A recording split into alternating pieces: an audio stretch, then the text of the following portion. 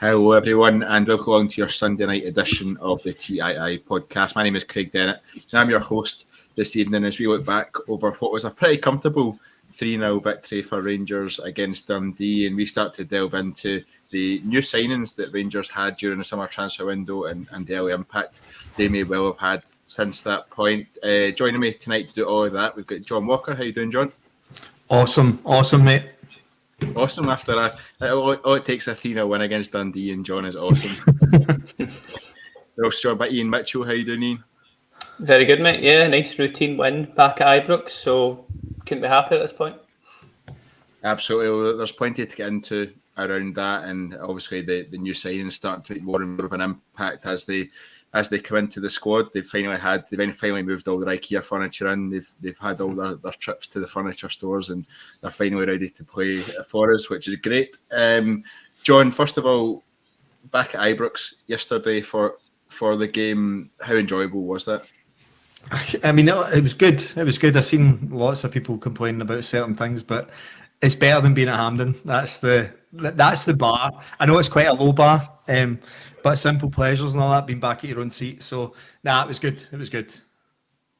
Excellent. What did you make of the game, John? Were you quite happy with it, or was it just a bit more of the same, some good bits, some bad bits, and some sort of a lot of in between? Yeah, I think if we hadn't got that penalty and we did, it would have been a longer game than it seemed and less routine. And I think that Adewemi going off for Dundee at half-time injured was a big change in the game as well. Those two things happening, 3 minutes either side of the half, I think changed the game a little bit, because I felt it was kind of similar to Dundee United without the tactical change, that from about the 25th minute, Dundee started to get into the game a little bit, and it was a wee bit concerning that I felt that we were doing nothing, and I was watching Lyle Cameron the ball more than anyone else in our team, and I'm impressed with him, by the way, just as a side note. But that was the thing that was starting to get a bit concerning, was how much it was in Dundee's favour a little bit and growing towards them. Yeah, I think Lyle Cameron's one that we were actually linked with at the very end of the transfer window, I seem to remember. So wouldn't be surprised if we're keeping tabs on him, especially after some of his performances he's put in so far at the start of this season. Ian Rees comes in and says we're comfortable but still terrible. Is that an assessment you agree with? I get it. Yeah, I can't really deny it. I wouldn't say terrible. That's maybe a bit of a stretch, but we weren't exactly great. I think the thing for me just now is, we've all said it, it's baby steps. Just now it's like 3 points or a win, obviously, in the cup, and move on. Go to the next one. Try and get another 3 points, try and get another win. Building blocks. Obviously, we're going to come on to the new guys, but it was nice to see them, nice to see some link up between certain players. I'm going to try and keep it more positive than normal, because obviously we've had a tough season so far. It's been a rough couple of months, so don't want to delve into the terrible too soon. But yeah, back at Ibrox is the main thing for me in there. It just felt quite special at the start of the game. Just obviously there's still chunks of the crowd missing and stuff, and people not quite where they usually sit. So there's a few things to still tidy up, but just felt nice to be back there. Obviously Dessler's referenced it in his Premier Sports interview after the game, saying about the players parking, they usually park, getting changed with it. Just little things that you don't really take into account. I think that maybe helped us that first 20-25 minutes. Everyone just kind of felt like this was the norm again, which was pretty nice. But as John touched on, from that point on, got a little sticky, and that penalty was pretty key to how comfortable it was at the end. I have to agree with that. So the overall was fine without maybe going any further than that. Yeah, you spoke a bit about how Dessers mentioned it made a difference, just the small things. When it comes to, I guess, bigger games or more challenging games, how big a difference do you think that can make, Ian, in terms of just being back at Ibrox versus what we saw at Hampden and how kind of soulless it felt?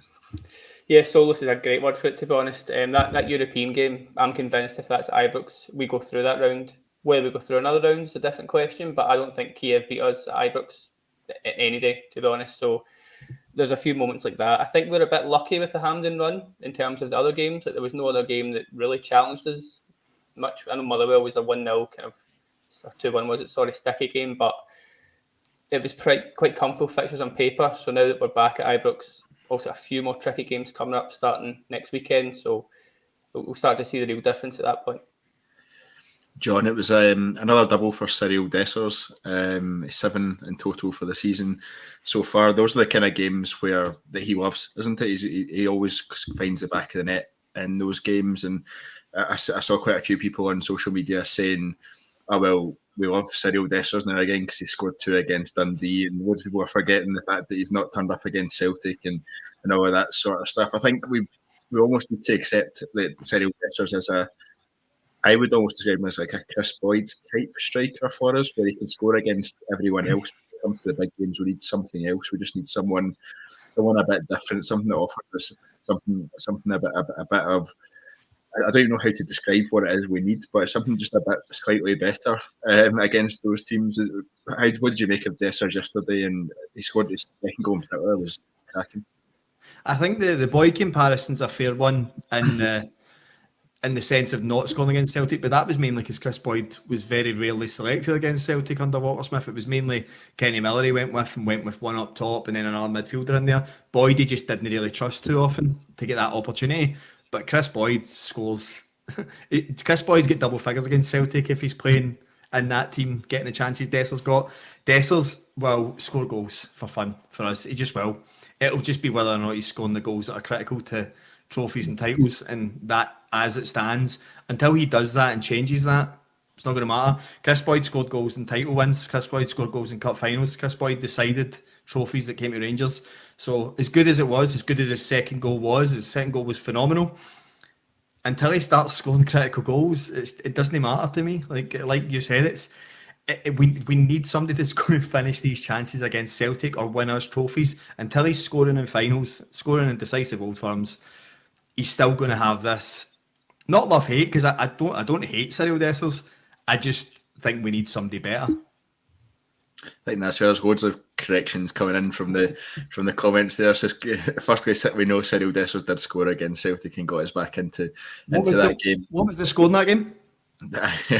We're already 2-0 down, weren't we? What trophy did we win in that season with him? None. He's not scored a goal that matters. Yeah, well, I'd argue that he scored the goal that matters in Betis, and I'd argue he scored a goal that mattered in that first leg against Dynamo Kyiv. I would argue those two were ones that did matter, but I'm not having that. I'm not on that. He scored a couple of big game goals, but not often enough for us for him to warrant that role in those big games consistently. Iain, I think the alternative is Hamza Igaman, who seems really promising, and actually I thought he was really unlucky not to get his first Rangers goal yesterday, the one that just curled past the post. But everything he does, he seems extremely confident in, and he's I don't know how to describe what it is about him, but his aura, he strikes a ball really well, even his shot there. It wasn't like a sclaffed one that we've seen from a few strikers that we've had in recent seasons. He makes good contact with the ball, and I think as soon as he gets his first goal for Rangers, he'll be off and running, I think.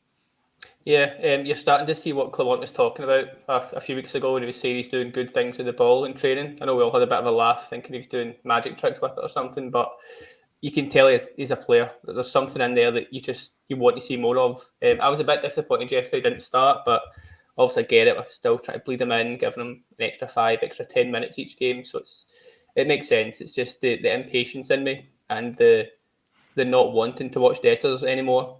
I know he scores 2, so it now sounds absolutely stupid, but I kind of get the point. I don't think Dessers is going to be the future for us. I don't think he's the answer. So I want to see something else. I want to see what Igamani can do more longer term, because every time I see him, there's something in there that's impressing me, whether it's the control, holding players off. He could have had an assist again yesterday. He could have had one at Dundee United as Lawrence's shot. So he's a guy that's going to do numbers for us. I'm very confident of that. And like you say, there's nothing that seems completely perfect about him. He's still quite raw. He's still got a lot to learn, I'm sure, but he just has that little thing in him. He's very similar to what Morelos was in terms of hold-up play at this point. I mean, again, we're talking a couple of games we've seen him, so it's not going to go for that comparison just yet, but there's something about Morelos in him, I can say that. So, yeah, the more we see him, the better, and he's one of the main positives, I think, from the last few games. Iain, when would you, obviously, once we're starting to build up his minutes in league games, Cyril Dessers has been scoring goals, as we've just spoken about. How do you keep building those minutes when you've actually got a starting striker that is finding the back of the net? Does it just come a point where Clement has to say, well, I need to give this boy a chance, or has he got to say to Igaman, you've got to be patient until your moment comes? Probably the patience thing, to be honest. I mean, we know Clement isn't one for radical changes game to game. It's always just sort of minimal tweaks in players selection kind of thing. So be very surprised if he starts on Thursday night.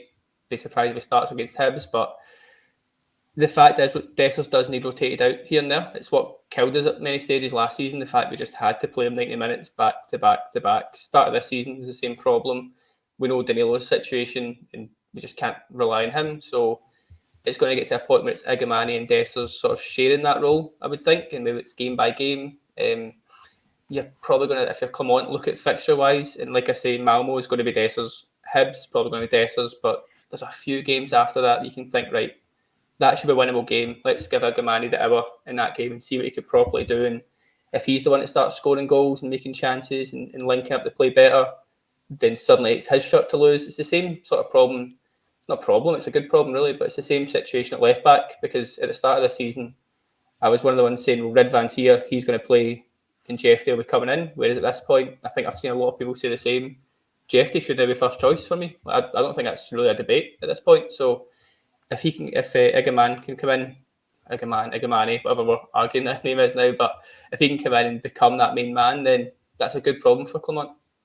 Yeah, look, Gibson 97 says he needs more than 20-minute cameos, and I absolutely agree with that one. John, one of the ones that was interesting yesterday was that Dujon Stelling started in midfield, but was then brought off at half-time. CGM 55 says, why did Clement start Stelling in midfield yesterday? I've seen a few comments on social media that suggest actually we don't need Dujon Stelling in central midfield, and we should play him where he arrived as to play now, which starts the right back debate all over again. What did you make of, or what do you make of Dujon Stelling in midfield?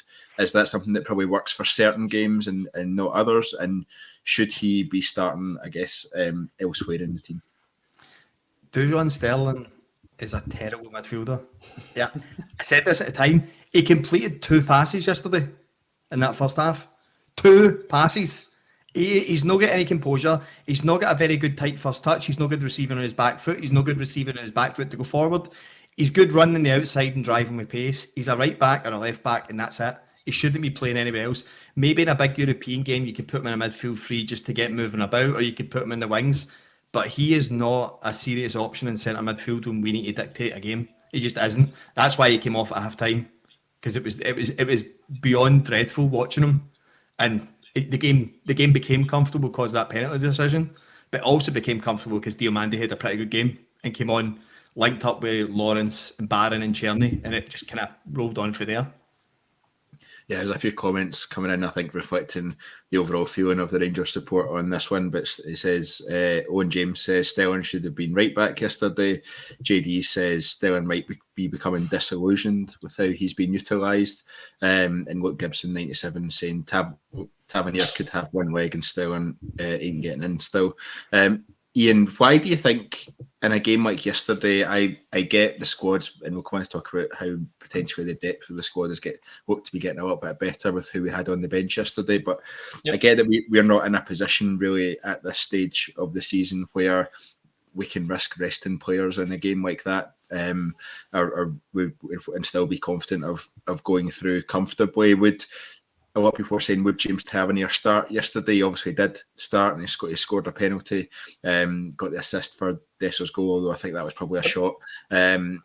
What did you make of the decision to start James Tavernier yesterday, and would you have expected to see maybe even Casemiro go in at right back and give him some minutes?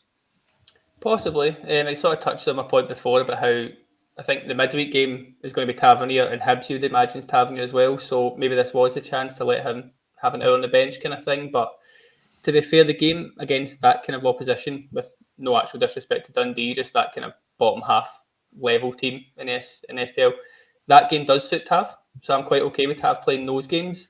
It's just the big European, the Parkhead games, the more tricky games where he's going to have to defend better. I don't want to see Tavernier playing anymore. So again, that's when it comes into, is Stelling going to come in? The comments sort of say it. I don't see it just now. I don't know why that is, why he's only playing centre mid. If it's just to build a bit of confidence into Tav, maybe when he gets the goal, gets the assist, he's going to have his chest pumped up today. He's going to be a lot better place than he was the weekend before. So there is some reasoning behind it I can make sense of, but I wouldn't have been sad to see Tav go, to be honest. I think John's touched on this a few podcasts before. It needs phased out in some way, but I don't see it happening. To be honest, I think we need to just accept that if Tav's fit, Tav is playing right back, and whether that's Clement just doubling down on him, just try to put as much faith as possible in a guy that he does know can get him numbers and can do a good performance here and there, or he just doesn't fancy Sterling or Casemiro as the right back at this point. It's going to be one of those two. So I think we just need to live with it until Tav leaves, because he's not getting dropped anytime soon. Yeah, I think a lot of fans expected this season to maybe be one that James Tavernier was kind of slightly phased out of that starting role a little bit, and there was a wee bit more rotation, but it's absolutely not happened so far this season. Anyway, John, one of the frustrations last season, I think, especially when we went through that good run and we went top of the table, was that we were worried. One, we were worried about how many injuries we had, but two, it felt like we just didn't have any strength and depth in the squad. Yesterday, I was actually pleasantly surprised at the bench. We had the likes of Cortez, Diomande, Casemiro, Igaman, and Raskin all on the bench who were capable to come on. That was the first time I've probably looked at the bench and thought, actually, we've got some options there where we can make some changes and to impact the game if we really need to. How much of a positive is that? Yeah, it's depth. I just don't know how much quality is in there. I don't often see players come on and have massive impact. Subs don't seem to always do that unless they're in a team. I keep going on about this, but unless you're in a team that has like a really settled system that plays the same way all the time and has the same rotations. If you look at Celtic today, they bring on Cooney, scores 2 goals, gets 2 assists because he's coming into a familiar position. He's been playing a lot. Igaman's trying to find his feet. Raskin seems to only get a bit here and there. Casemiro only gets 7 minutes. So although the bench looks good, you're probably not going to see Nico Raskin come on and play like Conor Barron in a game because he's playing so infrequently. And I think that might be the issue for some people trying to get into this team, because the players who are starting, minus Sterling, Diomande will come back in for Sterling. I think you've maybe got a settled 11, so it's how many minutes they're actually going to get, how often they get time, do they get time to settle in a position? That'll be the only thing, and I think that's always to be what's happened with Rangers, as we've actually went through little spells. I think this probably happened last season at a similar time, when we were like, oh, our bench is okay, but we couldn't really get everyone playing or getting the minutes, and they just kind of faded away back into bizarre training injuries again, and we never seen them. So it looks good. Hopefully get Danilo back in 6 weeks or whatnot, and a few more added to that, and then you could actually have a real competitive squad. But until they get up to speed and properly flying, I just don't know. Like I think I need to see more from people regularly to know how good that depth's going to be. Yeah, I think that's really fair, and I kind of hesitated when I said strength and depth to you in that question, because actually we don't really know. These are players who we're expecting to come in and we're expecting to be able to make an impact. The likes of Cortez, who's had a couple of good games maybe, but he's only played 4 or 5 games for us and he's been injured the rest of the time, so it's hard to tell. Diomande's obviously been ever present, but his performances have kind of been up and down a bit in that way. Casemiro we've not really seen. Igaman, I think you felt in the crowd yesterday when he came on, there was an excitement and an expectation there, and that's quite a lot to put on a young guy's shoulders. And he'll obviously feel that too, but he does seem to have the quality. Nico Raskin's coming back from injury, so while the names seem good, and I guess in our heads as Rangers fans from what we've seen beforehand, they should have the ability to really push on. I think John's right in terms of we're not certain that they can come in and provide that strength we need in the depth.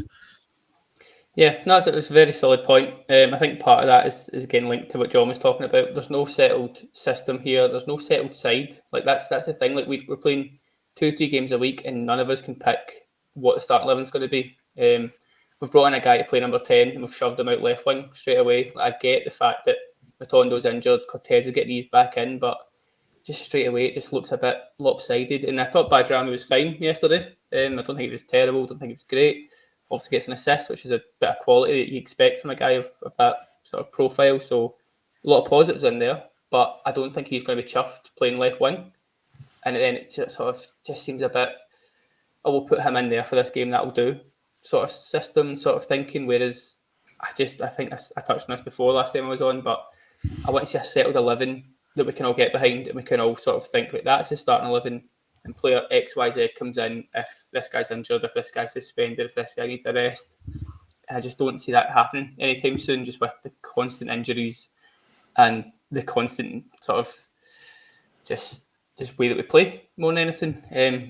I think it's more just a case of play with what we've got again, game to game, and just hope that something sticks in the end, which is just a bit of a worry long term for me. Yeah, we'll come on to talk about I can't spit out the Albanian player in a little bit, but one of the comments comes in from Gibson87, who says, "Do you think we'll ever see a settled 11 under Clement?" John, that's actually one of your frustrations that you've had in terms of style of play, in terms of consistency and selection. I'm kind of setting you up for a wee rant here, but off you go. So the biggest issue I've got, right, is we will not have we'll have maybe a settled 11 whilst we're winning, but the problem with the Clement style of football, because there is a style, it's just not something I like watching, is the problem is it's finger in the air. It's a judgment call whether somebody's doing the job, and if they're not, it's going to be a like for like sub. That player's not coming in to add anything different. They're coming in to replace the same style, same system, same position, same profile to do the same thing. But there's no clear instruction as to how these attacks look, how people attack the box. Everyone will do things differently. So what you have is you just have disparity between the 11s all the time. So whether it's settled for a few games or not, all it takes is one person to have a dip and they're going to get subbed out for the same person that's going to replace them in the next move, and that's all it's going to keep happening and keep happening. Whereas, and I hate to do this, I know we're a Rangers podcast and I keep going to them, if you look at what's happening across the city, is Matt O'Reilly's left and the same profile players come in and he's doing the exact same job. James Forrester couldn't play, it's the exact same. Maida's better than Palmer, but very similar. Ida Kyogo, they come in and do the same job. Bernardo is coming in, doing a similar job to Hatate. It's like for like profile. And do you know what's actually happening there? And this is the frustration I have with us, and when I watch Clement's teams, they're also improving players. They're actually closing the gaps in their weaknesses all the time. Liam Scales looks like a borderline good centre-half now that you'd be happy to have in your team. And he was the weak point in that team 18 months ago. He was the one that would have been targeted, and he's now playing Champions League and getting man of the match because he's been worked on and been improved. I can't really think of anyone in the year that Clement's now been in charge that's improved. Ross McCausland's stagnated after coming on a bit. Ridvan goes up and down. Sterling actually started really well under Clement, but has went completely backwards. Barron's came in and just played to a level that I think he's at. Diamondi, I think, is completely stagnating in the system. Lawrence has a good performance every 3 games. That seems 3 or 4 games, that seems to be his. Dessers is up and down. Start to get confidence in him. Doesn't score in the big games, so it suggests it's the same thing. That's my concern, is I don't see improvements within the squad. So when I look at Igaman and look at what looks like all the potential there, and then I hear Clement say he does some interesting things with the ball, and I'm like, right, okay, so does that suggest he's inconsistent and he'll try different things? What are we expecting to see? Like, could you maybe elaborate on that, and then we can measure what's improving and what we'd be looking for to see happen go down the line. This is where I don't think we'll ever have a settled 11. I think it'll be, if a player looks like he's playing bad, he won't feature for a few games, and then when that player that comes in for him plays bad, he'll be hooked off and that player will replace him. And that's the pattern that will happen, maybe between Jefte and Ridvan, Cortez and Bajrami and Lawrence, McCausland and Cherney, Dessers, Danilo and Igaman. It'll just be whichever one. If they're having a bad game, they'll get hooked to 60 minutes for somebody to replace them, and then they'll start the next game, and it'll be vice versa. That seems to be the pattern. Yeah, I think that's fair. I think it's been a real concern of mine in terms of the lack of development you see in players and players pushing on from where they are when they arrive. Ian, is that a concern you've had as well when you've seen sort of some really promising players? Actually, one of the biggest concerns I have is you see players come in, they have a good first 4 or 5 games for us, and then they just seem to fall off a cliff. But it's not just one player that's happened to. It's happened to quite a lot of players over the last few years at Rangers, and not just under Clement, under other managers as well. Do you think that's more down to the style of play we have? Do you think it's more down to, I guess, maybe a slight lack of confidence there are at times in the squad and players around them who are probably more likely to play safer passes than they are to take the bull by the horns and play those sort of riskier ones going forward, or do you think it's just a combination of everything? I mean, a worry for me that I've had for a few years now is that we're a very individual team, which was always like relied on Tav. To be honest, he was more often than not the guy that bailed us out, got a goal, got an assist, kind of thing. We don't really score too many like great passages of play, considering we're a team who have like 70% plus possession most games. Like you'd imagine, we string passes together, we build from the back, we get these beautiful floating moves, lead to great goals, and we just don't do that. We don't do it. We have XG usually quite high. That's an absolute stat nerd in me coming out, but the XG is normally quite good, but it's normally from like individuals making a chance or doing a bit of skill, because any three of us, anyone in the comments could put together 11 Rangers players and they would probably beat most of this league pretty comfortably. No real tactics needed, just you 11 are better than the 11, go win. And that's to me what sometimes it looks like. And I know they're doing a lot more in training. One thing that is getting a bit better for me is the off the ball stuff. I think we pressed pretty well yesterday. We seem to be pressing as a team a little bit more than I've seen a lot this season. So that's maybe something we're putting a bit more focus in. But there's still times where Dessers just goes alone and he's asking who's coming and no one else wants to go or thinks they should be going. There's times where Tierney's cutting in and Tav doesn't know where to go inside, outside. There's still these wee little things that will come, I hope, with time and with playing together more. Hopefully getting that settled 11 helps that as well. But in terms of overall style, beyond the fact that we just get the ball forward quite directly, I don't really see what we're trying to do a lot of the time.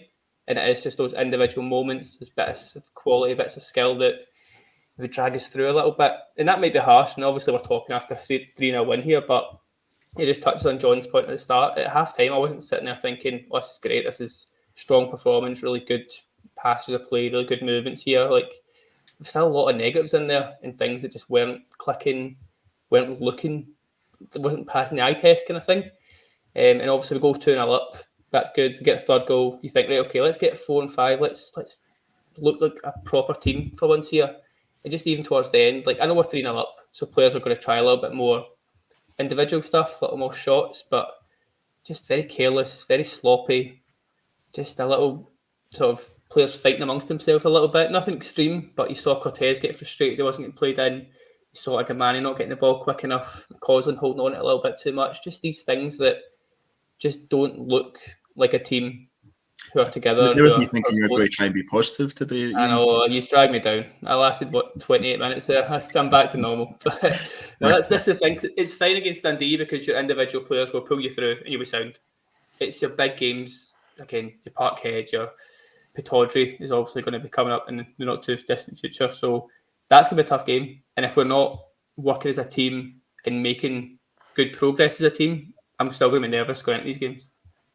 Yeah, the Cup semi-final draw was made this afternoon, and I think, Ian, we probably got the best draw we could have in that one in terms of getting Motherwell in the semi-final, while Aberdeen take on Celtic. Is that a draw you're happy with? Absolutely. Yeah, again, not to get too disrespectful to Motherwell, but that's the absolute golden ticket in that semi-final, so we should win that pretty comfortably. Again, Aberdeen are flying just now, so you'd be a little bit nervous of playing them. Again, we do normally do fine against Aberdeen, so I wouldn't have been petrified. But I do think the squad's a little too raw and too soon after playing Celtic to go straight into another one. So, yeah, more than happy with that. John, I think we've got really good potential, obviously, of getting into another final, and I guess that we've spoken a lot in recent weeks around what should our expectations be as Rangers fans this season. It's hard to kind of work out where you want, because it's where you normally would be versus what you think is going to happen this season, versus there's kind of got to be a happy medium somewhere. And I guess reaching finals of cup competitions remains something that we absolutely have to do. And it's, I guess, the draw's been kind to us, I guess, without taking Motherwell too lightly. Yeah, without taking Motherwell too lightly, yeah, I would say we were, for 60 minutes, we were pretty good against them with a squad trying to pull themselves together at the start of the season. It just depends what Motherwell put together between now and then. If they start to grow in a bit of confidence and start to put together good results, they've still got players like Lennon Miller, who's capable of individual bits of brilliance. That would be the concern for me. But I do think we should be strong enough when we get to that point, providing we've got a squad together, to beat Motherwell. It's just I can't fancy either of the teams just now unless we really do get to. I mean, Clement, to be fair, has predicted this mid-October form hit. He's been pretty consistent on that. So I'm kind of, as much as I'm moaning and negative, I'm reserving judgment until then to be like, do you know what? See if this form does all of a sudden appear in October and we start kicking on and everyone starts flying, then it might not be pretty. I might not like watching it, but if it starts to tick on, he has to win that League Cup for me. I think unfortunately, and I'm going to lose all my staunch points here, I think unfortunately Celtic are too strong. Celtic are too strong for us the way we've started the league. I honestly struggle to see where they drop 5 points between now and the end of the season. I think if everyone stays fit, they look so strong. So for me, it's like you need to claw those trophies. You need to start winning. You need to get that familiarity with people and making sure that we can win. And if to win trophies, you're probably going to have to beat Celtic in a final. Aye. I think it goes back to the point that people consistently raised after the Parkhead game a few weeks ago in terms of Philippe Clement needs to beat Celtic. He needs to get that monkey off his back, and he needs to show he can do it. So in the next one could potentially be the final of the League Cup before we go play them at Ibrox at the start of January, but time will tell by then. But like you say, John, I think Philippe Clement has been consistently saying mid-October. John Souther didn't react too well to that when it was said in that press conference a while ago. But he's put a very firm target on his back, Philippe Clement, with that, I think. And maybe coincides a little bit with a slightly easier run in the league as well, in terms of fixtures. So it'll be interesting to see how that comes in. I don't sense, John, that you're overly confident that it will be the case. I just don't see how. I don't see what setting a future date that he might not have made, to be honest, if the result kept going badly, on players that could be injured, players that could be missing. Just to put such like a specific time, even just like keep it vague. I've said this before. I think he said some really bizarre things. Like, we questioned him about the set pieces, and he says, I like doing the corners. We've scored one corner in 400 under Philippe Clement. So that's on you. You've said that. You had a go about how pre-season was going to solve all the injury problems. There's been a load of injury problems since with players that you've brought into the club as well. So a lot of these things he tends to make a rod for his own back. You're right, these fixtures in October look a bit easier. But if we get a couple of short results in there and he's set this target, you do start to go, what was this weird date that you set in your mind to say we would start performing? Like, and that even like as an idea to a fan that was okay to say, yeah, no, we'll be better soon. We'll be better in October. Why? We're playing games now. What do you mean we'll be better in October? Are you not doing your work in pre-season on the training ground to ensure that we're better now? Because one of the things I have said, and it seems to be consistent, the longer Philippe Clement has the time on the training ground, like so international breaks, pre-season, the worse we have looked as a team. The best we looked was when he came in and just got a bounce out of players. The more he had the January break to work on players, we looked sloppy. We came back after an international break in March, we looked sloppy. We've come back after pre-season, we don't look any better. It's been this, the longer we seem to have time to quote-unquote work on what Philippe Clement wants to happen, we seem to kind of regress a little bit, and that is where the concern for me is. It does just feel like he's relying on his best players being available, fully fit, had the pre-season worries out the way, and they just all of a sudden start winning games because the nail on the head's been hit here. We've got better players than most of the teams in the league, and most of the teams we'll come up against at this level, so we should win most of the games. I think that's fair. I think it's a similar point to what Ian made in terms of our starting 11 is better quality than other people's starting 11. So 9 times out of 10 you should beat them, and there will be the occasional surprise in there. But I think it's hard to disagree with the fact that after international breaks, after longer periods of time when the management team and the coaches have had an extended break where they can work with the players on specific things, maybe have a bit more time to work on formation, shape, corners, set pieces, all that sort of stuff. It's just we really do not see anything different. And if it's one goal from 400 corners under Philippe Clement, that is an absolutely frightening stat. But let's try and look at some of the positives, I guess. Well, there will be some positives and some negatives in here, but we'll start to look at at the new signings that have come in over the summer and discuss some of their immediate impact and where we feel like they'll fit best into the squad or settle down into their position, whether it's the starting lineup or whether it's as more of a squad player. I think there's only one place to start, Ian, and you mentioned him earlier. Jefte, I think, has been particularly impressive at left back. I wasn't quite sure what to expect from him. He's maybe become a bit of a walking yellow card at this moment in time. I don't know how he gets away from that, but he's when he first came in, I was a bit concerned on the defensive side if he's able to do that. Everything we'd seen from him and clips was about him going forward and scoring goals and making assists and getting to the byline. He started off a wee bit rocky, but his positionings definitely seems to have gotten better in that defensive position. And like, in my opinion, he's similar to what you said earlier. He's nailed on as our starting left back now. How have you felt about him? We've also seen him play at left wing at points as well as left back where you see him, or is left wing an option as well? It's a good option. It's not a bad thing to have. Obviously, there'll be times we need to step up a position, but I think his main sort of positives are the fact that he can drive with the ball and he can do so many things with it, whether it's go outside, cross the ball in, cut inside and create a chance. So he's got that flexibility. I think starting at left back sort of gives him that chance to do all that. So I think that's where he should keep building. He is the one player, I think, who obviously we're talking about who Clement's made better. Fair enough, he's only been here a couple of months, but you can see some already improvements because, as you said, that first couple of games was at the Man United friendly and the Birmingham friendly. Again, they're friendlies, so who really cares? But you saw some concerns in there for sure. Obviously, to caveat that with he's played against Amad Diallo, probably the best player he'll play against this season. Might play against him twice, the way things are looking. But he's looked brilliant domestically for me. He looks like he's got power, pace, ability, confidence, a little bit of arrogance as well, kind of everything you want in a Rangers player so far. It doesn't seem phased. And the fact is he's only 20.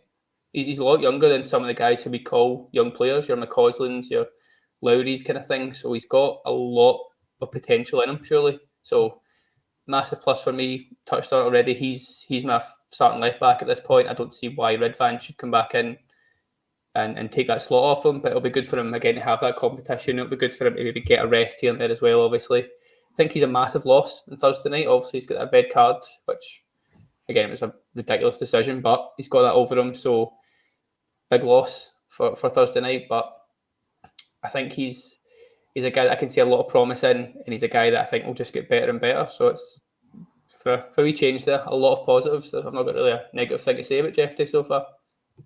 That's always good. John, a few comments coming in on Jefte. AG says Jefte is a baller. CGM 55 says Jefte is a more traditional left back, overlaps, unlike Redvan, who likes to come inside. Andy McLean, Jefte definitely improving. Then RFC 72 says it looked like Jefte was going to be another tab, good attacking wise, but poor defensively, especially after pre-season. But he's really surprised me with his defending. Where do you think Jefte fits best into our team, and where can he provide us the most benefit?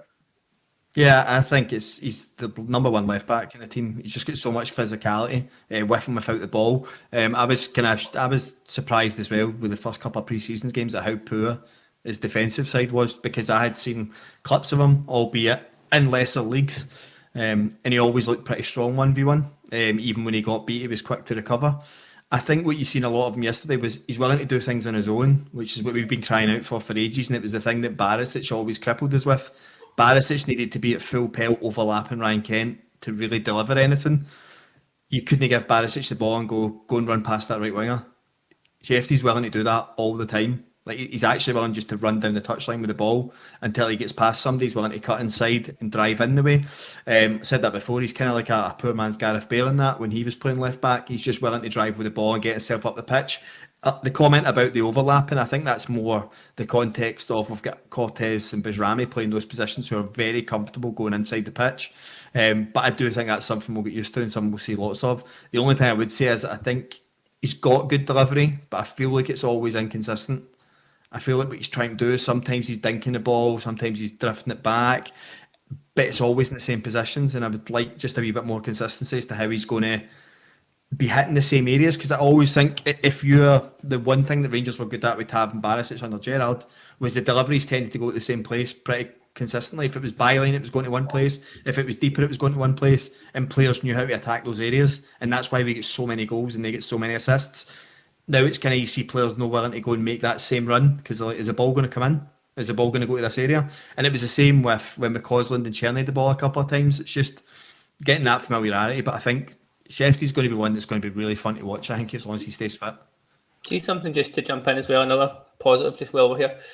It's good for me that he's shown that he can work with Matondo, Badrami, Cortez, and he's been fine every time. I think that's something that for our team and for our left wing slot in particular, you need to have that flexibility that you can link in with these players comfortably. It doesn't really matter who's in front of him. He seems to have pretty strong connections. He makes them look good. He plays his passing right. So yeah, I love Jefte. Ian's got Jefte posters in his bedroom wall. Absolutely, I think he's made a real impression, and he's surpassed my expectations already of what I thought he would be like. And he's one of these players that doesn't shy away, no matter what the game is, no matter what the stature of the game is. He's always there. So I think if he can just time his tackles a little bit better or learn when to not dive in, I think it'll be all the better. But I've been really impressed by him. John, sticking in the defence, we were on the podcast together when Robin Propper was first announced as a Rangers player, and we spoke about the experience that we thought he would bring, and the fact he'd been captain at 20, and that we thought he would be a real leader in the team. What have you made of him so far? I think a bit up and down for me. It's quite hard to judge at the moment. But is he been like what you expected, and is he the type of player that we need? What have you made of him so far? Yeah, there's bits to enjoy and bits of concern. He's slow. There's no taking away for that. Like, he is slow at a turn of pace. We've seen that when the boy Adewemi went in the first half. Butland was good to come out of his box and deal with that. But you can kind of see that you've got a wee bit of that. You're like, oh, that's worrying when we get to like a top level with teams that have got pace. What I do like is he consistently gets on the ball. The one thing I would say is I'd like to see him drive towards people more and commit players a lot, because what I seen a lot of yesterday with passes into Bezrami and Jefte is he's actually got a really good way to pass in behind fullbacks when they come up high. But I felt too often he was doing it too early and they were able to get back into space. He'd done a couple of diags out to Cherny that were too high, they were at the wrong time when he could have drove into space. He could have found Barron and Diomande a couple of times in the second half if he just went another 10 yards and got somebody to press him. He seems very resistant to let somebody get within 15 yards of him. And you see on the other side of the fence somebody like John Souttar, who is really comfortable just going, if somebody comes near me at full speed, I'm going to just go past them, dribbling, and I'll take them out the line that way. And that's like a real strength. I'm starting to enjoy that people are starting to see John Souttar, because it was something that I consistently said. I think John Souttar has a lot of inconsistencies and a lot of weaknesses in games, but what he's really good at and what he needs to do more of is breaking lines with dribbling or passing. I'd like to see Proper start to do the same thing on a consistent level, because I think he's got it in him. I've seen lots of clips from 20 when he was doing the same things. So I do think sometimes I'm like, you could have got that pass into Barron there comfortably. I don't know why you've missed it. And a lot had gone back the way sometimes, or across the Souttar, when I think again he can go forward. He seems really resistant to be trapped on his side. So too early, I think he goes over to Souttar's side again. But I do like, I like, there's little bits I like about the rotations that come on once Barron to come in and do, and sometimes Proper will go more closer to John Souttar's side, and then Barron will pop out to the left and make that kind of free. That seems to be something that's been happening quite consistently, because a couple of times that I've seen Proper position himself really narrow looking for the ball off Butland. But I don't think he's surprising. I think the one thing I will say, actually, there's the caveat to that, is it surprised me a couple of times with his misjudgment in the air. The one he gets under for their chance at 2-0 yesterday was quite alarming. The gap between him and Jefte, I think that's got to be something that he deals with. There was actually one at the back post as well in the first half that neither of them deal with. So just a couple of things. When you've got somebody at 6'3" that's not got a lot of pace, the bare minimum you're asking is being able to head the ball clear in your box. So that'd be the only worry just now, that the pace I knew about. Yeah, I think he's been very up and down. When he first arrived, actually, what surprised me was the quality of his passing out from the back. I think that's kind of been a bit inconsistent maybe, but John, I agree with you in terms of he has the ability to do that. He almost just looks like he's keeping it safe and simple just now for some reason. I don't know if that's a confidence thing. I don't know if that's what he's been told to do, but it does seem a bit safe and simple at the moment. Ian, there's a few comments, actually surprisingly more negative comments than positive comments about Proper so far. RFC72 says not being convinced at all by Proper since day one. CGM55 says is Proper better than Goldson? Don't think so, but he's probably on a third of his wage. Do you agree with sort of John's assessment so far of him, and what's kind of do you think he rightfully holds that? So I would probably class him as our number one centre half. A few people have come in saying how well John Souttar's played the last 5 or 6 games, and I would agree with that. But I think I'd still class Robin Proper as our number one centre half. Where would you stand on that? Yeah, I think it's definitely him and Souttar who are the two going forward here. I don't think there's much debate in that, obviously. So I think we just need to learn to live with that, whether we like it or not. Proper wise, he's been okay, but the fact is that there's more negativity there because the main game that he'll be judged in so far is the Parkhead game, and he had an absolute nightmare. So if you can sit at the back against Dundee, play quite comfortably, a couple of good passes, that's fine, but no one really cares is the kind of main thing I need to say there. Again, hopefully he builds and develops a bit more. Maybe just got a bit of a fright in the Celtic game, didn't know what he was walking into.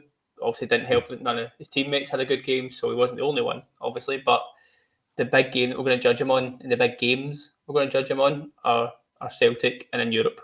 So he's got a chance on Thursday night if he has a good commanding performance. If he is a leader, gets us another clean sheet, you'll start to see a lot more positivity on him. I think it will come. He's obviously a good quality player, good on the ball, as we touched on.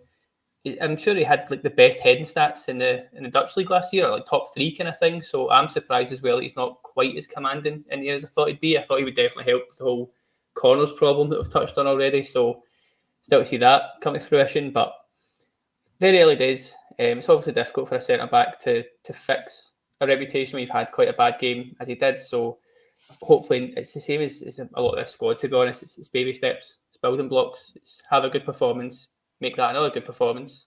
The comment about Goldson, I mean, I would still say Goldson was better, but the fact is we had to reduce the wage. We got a good deal in terms of what went out, what came in, and Goldson's time here was up. So I don't really like the whole romanticising about how great Goldson was when he also had his flaws, and I think that neither might be the answer long term, but I'm sure Proper's good enough to at least have a season or two here. Maybe starts getting played out for someone else come January or come the summer, but he seems fine. And I think domestically especially, he will be fine. So no major problems there. Yeah, a lot of people talking about the style of football in Holland versus the style of football here. In fact, the ball's on the ground a lot more in Holland than it is here. And maybe that's a bit of a suggestion as to why Robin Proper's heading stats were much better when he was there versus how he started here. An interesting one, John, I'll come to you first on, is Václav Černý. Wingers are always a bit mercurial when it comes to this kind of thing because they're good in flashes, but very rarely do you see a good consistent winger, particularly in Scotland and definitely at Rangers. I don't know when the last time we had a really good winger was, and people start shouting Ryan Kent at me, but that's completely different kettle of fish altogether. But Václav Černy's come in, and I think he's been hot and cold, kind of what I'd expect. Has he had a good start to life at Rangers for you? He's been all right. I can see it, like it's one of those ones where you can definitely see the player we've brought in. I don't think we're going to get somebody that goes and takes on 3 people. I don't think he's quite got that turn of pace that I would want my winger to have.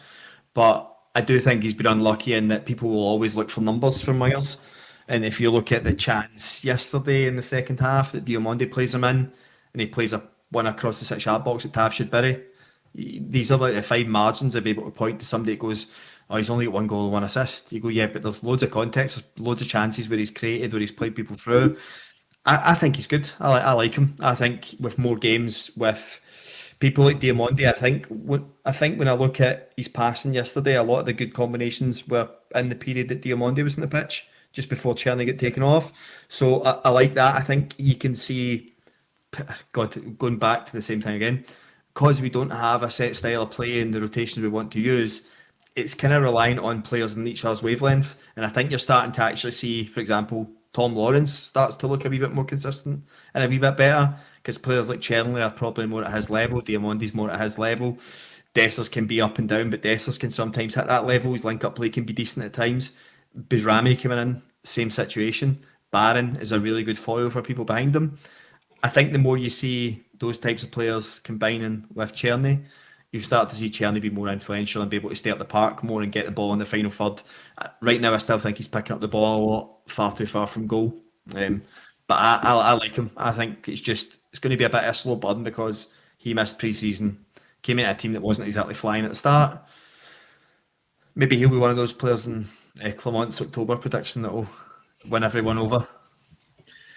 Yeah, Ian, I think John mentioned 1 goal, 1 assist, and he has contributed. He's obviously the assist for Cyril Dessers away to Dynamo Kyiv, and then the goal against Motherwell at Hampden, which was absolutely class. And I expected much more of that. That was right at the start of his Rangers career. I think it was his first start, and I expected to see much more of that. I don't think we've quite seen him do that as often as I would have liked.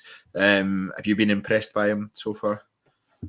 In bursts, yeah. I think the big thing for me, he was poor yesterday. I think overall, sloppy, wasn't quite with it, but he was obviously ill last week, so you don't know how long he's been back. If he's still not 100%, maybe there's these wee nuggets in there I might not know of, but I think you can see with him that he's got quality. Like, we can see that from the Motherwell goal.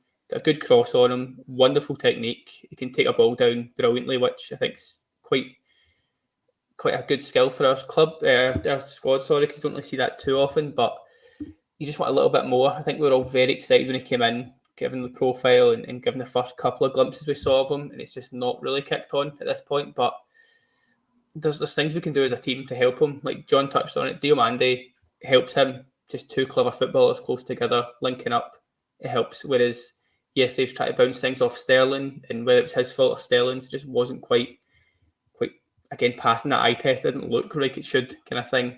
Likewise, you get the whole Tav issue of Tav a few seasons ago with a Cherney would have been incredible. Like, one cutting in, quite a Rebo-like, and then you've got Tav bombing down the right side. Tav's not got legs for that anymore. I don't really think Sterling would do that as a right back either, so not really a perfect solution either way in there, but he is obviously a good player. Excuse me, and I think he will get better. It's just whether he's going to do that quick enough for what we want to see, kind of thing, because it touched on the same thing we've touched on all night. We need to see a settled team with style, with confidence, and I don't know. I'd rather see him there than Ross McCausland. Like, he's the best we're going to have at right wing for this time, so hopefully it does kick on a few levels anyway. Yeah, just to close the Václav Černý point, RSC 72 agrees with much of what you just said there, Ian. Černý is far too predictable. That's my only concern, especially when Tav's not got the legs to overlap and create the space for him. I think that's something that has been really noticeable this season, kind of second half of last season as well, is just how that James Tavernier isn't going forward as often as he was, whether that's an instruction or whether that's he's starting to notice his legs aren't quite there to do that. I'm not entirely sure, but he's not there 90% of the game when he was beforehand. He's went down much more in terms of the reps that he's putting in up there. So I think that does create an issue with the space that Černý needs to then cut inside, and sort of other players being dragged over towards James Tavernier, for example. I think that is as well, just again jumping in, sorry, but we would need midfielders to be taking spaces away, which is something we don't really do too much. I think it's what we thought Diomande would, and he does try it here and there, but then you've got that kind of classic problem of if Tom Lawrence is playing the 10, Diomande doesn't know quite when to go, when to sit, when he's just getting each other's way.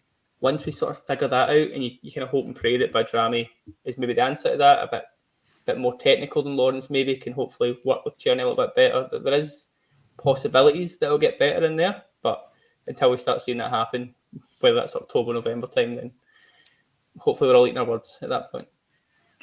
Yeah, absolutely. I was going to move on to start to look ahead to this coming week with obviously the European campaign kicking off, but before we do, there's been loads of people saying how much they love Connor Barron, and John, I know you're in that camp as well. So can you just talk a little bit about why you rate Connor Barron so highly and why you've enjoyed his start at Rangers? Because the biggest issue I've always got is people downplaying Scottish football and Scottish footballers. The quality of academy at Scotland is not the problem, it's the pathway and the opportunities. But see, when you manage to pinch a player from an Aberdeen, they've created a different skill set for themselves that they don't get at Rangers or Celtic academies, because they've always been able to dominate the ball and always been able to do that against teams and beat teams. And to be honest, for a large part, not learn a whole lot about football, because it's too easy for them. They're surrounded by the best players from the West Coast consistently. Conor Barron went down to Kelty, played at Aberdeen, digs in, learned almost like a struggling Aberdeen team digging in, playing against Rangers and Celtic, all those different attributes. But see, when I seen him in the Scotland under-21s, when they had a pretty good team, I seen somebody that dominated the ball a hell of a lot. And I was just always just sitting going, if he came to Rangers or Celtic, he would stroll it, because he would get the ball all the time. He wouldn't be fighting for second balls all the time, although he's probably doing that a bit too much for a Rangers team, in my opinion. But apart from that, gets the ball on the ground. Yesterday was phenomenal. I think maybe gave the ball away twice yesterday. But annoyingly with the League Cup, they don't do stats on Y-Scout. But it's the line-breaking passes. I felt like yesterday was the first time in maybe 3 or 4 games I'd seen him do a bit more of it well. I think, I wouldn't say hiding in the Celtic game, but I felt like he was a bit of a letdown in the Celtic game with the forward passing. I think all his passing was kind of round the outsides to fullbacks. I think yesterday was a wee bit better as to what I'm used to seeing, finding Bajrami and Lawrence a lot in those pockets in the 10 areas. That's the pass he's brilliant at, is receiving and going forward and drilling a pass 20, 30 yards, breaking a line. He's another one. He's not a 6 for me. Like, that's a 100% belief of mine that he cannot play that role at a top level. He's an 8. He's another 8 in this team. So that would be my only concern, because I still think he's got a tendency to jump into a tackle when staying in his feet would be the option. And I don't know how much feedback that goes on with individual work, because he's done it a couple of times, done it against Celtic, done it against Kiev. Goal for Kiev was kind of him doing that same thing. He does have that little bit of tendency where I'm kind of going, just stay on your feet, just stay on your feet, stay on your feet, stay on your feet.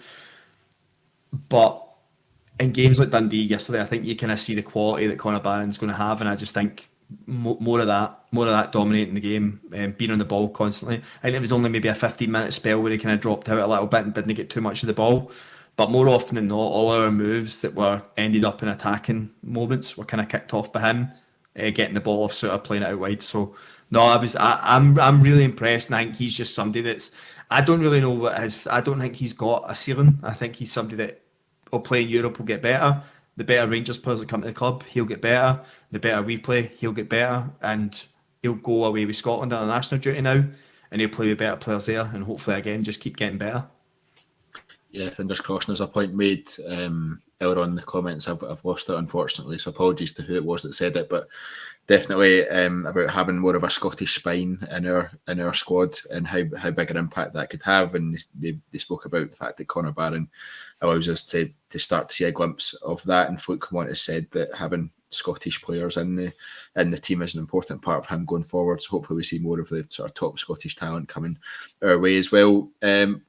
Last few minutes of the podcast, let's just have a look ahead to their next game, which is this Thursday away to Malmo. Iain, it's his first game of the new group stage of Europa League. I watched a lot of Champions League last week. Didn't really feel like the Champions League in a lot of the games, which was a bit strange. It seemed to there's a lot of sort of lower quality teams in there and stuff like that just meant there was big results. We saw Bayern Munich win 9-2, obviously against Dinamo Zagreb, for example. Where are your expectations for us in this Europa League group stage? It's difficult. I feel like we've got a really difficult draw. I think our best chances come in the first 3 or 4 games that we've got. Where are your expectations as we head into this? Yeah, I agree. I think this is a bit of a must-win, as desperate as that might sound. It's definitely a must-not-lose anyway, because if you start to lose a couple of games in this format, knowing how we finish this in terms of going to Old Trafford and Spurs game, I think, towards the end as well, there's going to be some difficult teams in this. I'd say our best chance, like you say, is to beat the kind of, I don't want to say Diddy teams, because it's certainly not Diddy teams, but the teams that aren't so glamorous. Malmo's the kind of perfect example. I'm not going to lie, I'm not a massive Swedish football fan, so I don't know how they've been getting on, and they've drawn a couple of games now recently, just looking into like the results only. So I don't expect them to have a lot of firepower, a lot of stars in that team. I would expect the Rangers team to go there and win. Maybe that's looking a bit too positive in terms of where we are just now as a team, but I do think we'll win this game. Sorry. Like I say, if we get that first win, get back to Ibrox for the Lyon game next. If we win those two games, we're suddenly got a right good position here, because obviously the top 8 qualify. Was it 9 to 16? Is it kind of thing? 9 to 24. Sorry, whatever it is. Yeah. They would get playoffs, so you would not do well to not qualify. But if you get a couple of wins, then suddenly things look a bit rosier. And again, it touched on that whole thing at the start there, bit by bit. I think this squad could do with a kind of a win you maybe don't expect to see. So I'm not going to say Malmo would be a shock to win in any way, but there'll be fans going into that thinking, oh, do we take a draw here? But do we just try and get something on the board early doors? If we win that game comfortably, suddenly things get a bit more rosier. Another few good performances, you start to see the team gelling. Maybe I'm in cloud nine here a bit too early, but it's got the potential to be a good solid performance here and a good win to kind of kick off this run of fixtures anyway. Yeah, I don't think they're a team I'll be taking lightly anyway after the last time we played them. But John, as we head into this one, just final question to you. How much does Europe matter this season, do you think? Is it just about getting players experience, try to pick up a few extra £1 million, I guess, as we make our way through, or is it about actually building something and starting to try to build that confidence at that level? See, if we start becoming like whipping boys at the Europa League level, we're going to struggle more to convince any player to come to Rangers, even a young, hungry, big man type player. The one thing we need to do is try and consistently, even if it's like 1 every 2 years, have like a decent European run or a good performance where you get into March time and you're still in Europe, so that players know they're coming to Ibrox, because they're not coming to Ibrox to play Ross County and Dundee. They're coming to Ibrox for big European nights, coming into springtime when the competition's kind of heating up. So the more we can do that and continue to do that, you're going to attract players because they're going to hear about Ibrox and European nights. That's what we need. So I think it's really important that we get through this league section and get past the playoff section, and then it's it's a lottery. Then I don't expect this Rangers team to go and put together a run that we've seen 3 seasons ago, but I would be expecting us to get past the playoff round. Yeah, absolutely. Mental to think that was only 3 seasons ago, but there we go, and we'll end on that lovely positive note. Thank you very much to John and Iain for joining us. Thank you very much to everyone who's tuned in live and everyone who's put in comments. If you've enjoyed the content, please do like the video. Please do subscribe to the TII YouTube channel or wherever you get your audio podcast from, whether that be Spotify, Apple Music, or anywhere else. It really does help us, and it means that you won't miss out on any of the great content we've got coming up. Kyle and the guys will be back on Wednesday night as with a full preview to the game against Malmo on Thursday, and then we'll have an immediate post-match reaction to that Malmo game on Thursday as well. But thank you very much, everyone, for watching and listening. Till next time, goodbye.